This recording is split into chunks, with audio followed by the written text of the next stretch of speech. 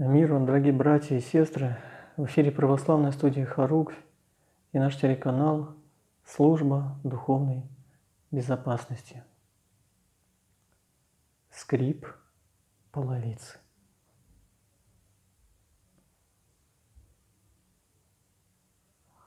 В основном дьявол и бесы действуют невидимо.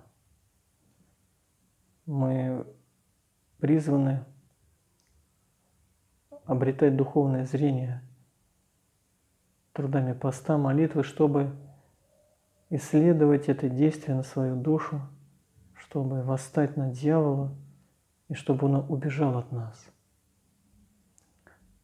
Мы призваны непрестанно вести духовную брань.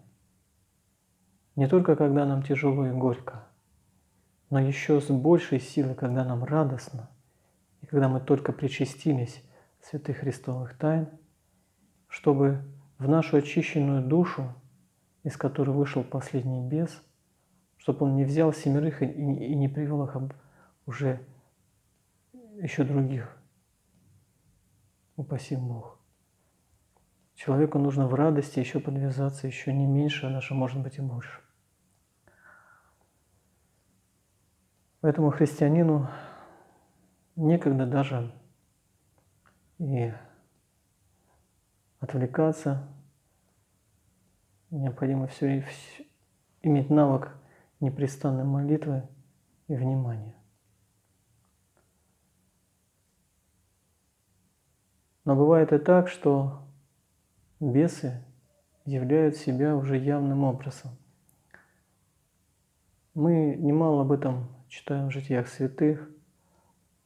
Вспомним житие преподобного Авраамия Ростовского, когда преподобный Авраамий беса затащил в умывальнице, духом его увидел, стать крест положил. А когда убрал, бес вышел в виде такого смрадного черного дыма и с каким-то воплем, с угрозами отмщения. А потом этот бес во плоти, в образе человека явился князю и оклеветал преподобного Авраамия. А князь, не ведая каноны церкви, то, что обвинение на священника принимается не менее чем от 2 человек, принял обвинение от беса, который в образе одного человека пришел. Бес же не мог соблюдать каноны церкви. Поэтому у них не могло прийти 2. Пришел один. А князь в нарушении правил церкви поверил бесу. И чуть не убили святого Авраамия. Волочили его, привязали к лошади, волочили его. Потом князь просил прощения. Вот так бес отомстил преподобного Авраамия. Вспоминаем, как в житии Петра и Февронии к одной жене являлся бес в образе мужа. Ужас, правда? Вообще. Вспоминаем, как бесы вопили, когда пустынники уединялись в лесу, в пустыне. Как бесы подбрасывали преподобного Серафима Саровского и бросали его вниз. Когда мстили ему за его молитву о заблудших душах. И вот у меня недавно была встреча, которую я рассказывал уже с одним митрофорным протоиереем около могилки игумена Бориса. В сторонке стояла женщина с таким очень потухшим взглядом, с горечью, с печалью, подавленная, и ждала, когда подойти. И вот подошла, и мне довелось быть свидетелем этого разговора. И она буквально едва ли не со слезами на глазах пожаловалась батюшке в том, что ежедневно к ней приходит бес, дьявол, какой-то бес. Она его ощущает каким-то образом, чуть ли не, и мучает ее, короче. Так вот она рассказала. Как проявляет себя. И она не может толком Причем она вполне так вот внешне здоровый человек. Не подумайте, что это галлюцинации какие-то. Нет. Просто вот мучает ее. Вот эта сущность приходит каждый день, каждую ночь. И она уже изнемогает от этого. Она честно призналась, что... В чем причина? Она призналась, что она многие годы она обращалась к колдунам, сама этим занималась. Вокруг были какие-то ведьмы, колдуньи, она брала на них воду, ходила этой водой, кропила помещение. Вот, и вроде потом осознала, покаялась, и даже какое-то правило молитвенное до смерти читать акафист. Но бесы продолжают мучить ее, не оставляют. И она уже просто изнемогает. Она вот рассказывала об этом священнику, и в глазах ее была какая-то такая тревожная надежда. Ну, может быть, он ответит. Что же делать? Как быть? Но батюшка ей только лишь рассказал о своем опыте, о том, что когда он как-то был момент, он слышал, как вот в дом заходил бес. Он был невидим, но было такое явление, что было слышно шаги, как под половицей скрипела половица, он говорит. И вот этот скрип подходил к двери, батюшка молился, и потом этот бес, видимо, отходил. Он говорит, мне помогал тогда Господь, он был рядом со мной, и мне так не было страшно, но это, вообще говоря, очень пугало мою жену, говорит, всех домочадцев, потому что это было как-то очень необычно и страшно. Он рассказал о своем опыте. Скрип половицы. Но ответа не дал этой бедной женщине. Слушал это и вспомнил о канонах церкви, потому что в канонах церкви великая сила, друзья. И священники призваны окормлять покормчей, потому что Дух Святой преподал в книге Номоканон. Но батюшка замечательный, очень искренний человек, он, видимо, к сожалению, если читал святые правила церкви, но не проник в их существо. И не смог он дать ответ, к сожалению, этой несчастной, страдающей от беса женщине. Причем она сама не бесноватая, даже не душевно больная. Просто вот именно необычным образом бес ее мучает. Каждую ночь, говорит, приходит. Вот такой был рассказ. И вспомнил здесь святые правила церкви, что они говорят на эту тему. И попросил благословения священника ответить. Говорю, батюшка, благословите, ответить этой женщине. Он говорит, благословляю, ответь. Какое нарушение мы видим вначале? Спросил ее. Вам давали епитимию за колдовство и обращение к колдунам? Она говорит, нет. Вот и проблема. Что говорят правила церкви? Обязательно с покаянием вы должны понести епитимию. Это спасение для вас. Это ограждение для вас. Вам давали ее? Нет, дали только вот отчитать акафист до смерти, мне вот один акафист. Я говорю, этого недостаточно. Вы должны быть отлучены от церковного общения. Она говорит, как же что причастие помогает? Причастие вам поможет. Особенно, если вы понесете прежнее отлучение. Обязательно должна быть епитимия. Она оградит вас от действия сатаны. Это оградительная, это спасительная мера.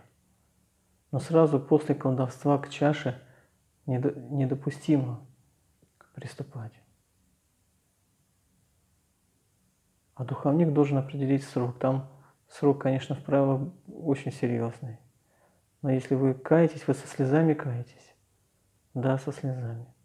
Тогда духовник имеет право этот срок епитимии по 102 правилу Штутгарского собора уменьшить.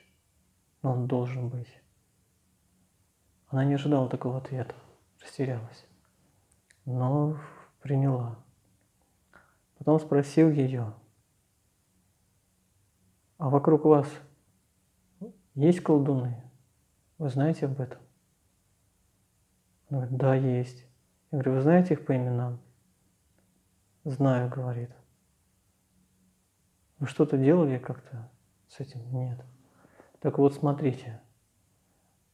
Колдуны должны быть преданы сатане в изнемождение плоти. Как это сделал апостол Петр? Она растерялась. А кто? Священник может это сделать. У вас есть священник, есть духовник. Обратитесь к нему. Вот, но он вряд ли, наверное, это сделает. Понимаю.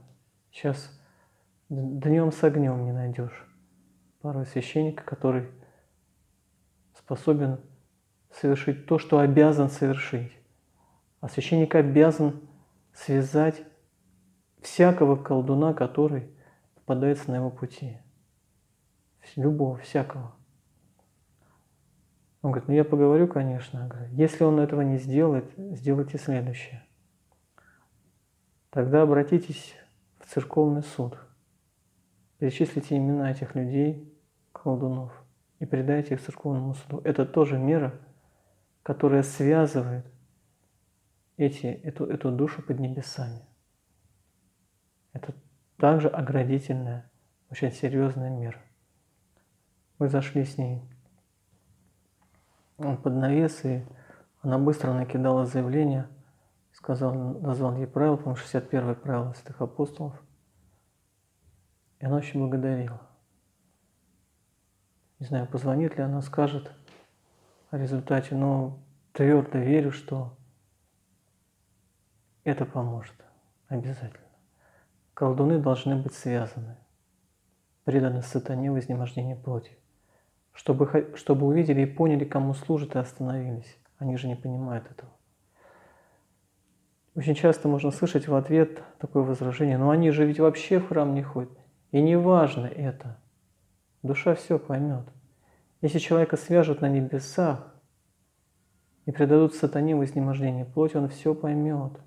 Душа поймет. И тогда уже он будет делать выбор. Покаяться. А если не покаяться, то Господь остановит нечестивое действие этого колдуна и сам определит дальше его участь. У меня было подобное общение в станице Пластуновской с одним из священников, папы, тех братьев, с кем я учился, они тоже священники.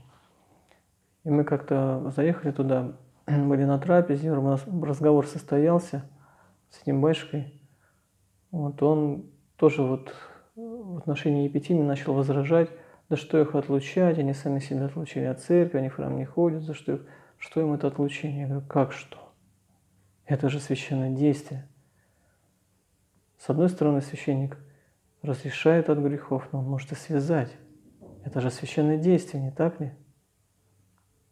И мало не покажется никому. И он вдруг прям переменился и говорит: знаешь, это ведь прав. И рассказывает мне историю. У нас, говорит, старец был, отец Георгий, в Тимошевском монастыре ввязался. Я знаю об этом. А у них в станице в Пластуновском был колдун, известный, его все боялись. И он что-то взял и поехал к этому старцу. Зачем? Непонятно. И отец Георгий прямо с порога его отлучил. Связал, предал сатане в изнеможении плоти и прогнал. Казалось бы. То что, какое дело колдуну-то от этого? Он и в храм не ходит, сатане служит. А вы предали его сатане. Что дальше? Не понимаю. А дальше вот что. Он познакомился с той сущностью, которую служил. И эта сущность начала его мучить так, что этот несчастный колдун на карачиках приполз в храм и стал орать, просить и требовать священника, чтобы пришел священник срочно в храм. Пришел вот этот батюшка, исповедовал этого колдуна. Тот принес покаяние, теперь он прихожанин постоянный от этого храма, стал христианином, покаялся подобно тому, как покаялся святитель Киприан. Вот божественное действие епитимии, божественное действие исполнения святых правил Церкви. Да поможет Господь этой сестре принести покаяние, поможет Господь принести покаяние моей несчастной теще, которая имела целую библиотеку черных книг у себя дома. И сожженную моими руками с разрешения бабушки вместе с ней. И да запретит ей Господь продолжать обращаться к колдунам, а мне да поможет Господь предать нечестивых родственников церковному суду, сатане, вознемождение плоти, чтоб душа их не погибла, и они не навредили моим дорогим детишкам. Поэтому, друзья, читайте, обязательно изучайте святые правила Церкви. Исполняйте их свято и честно.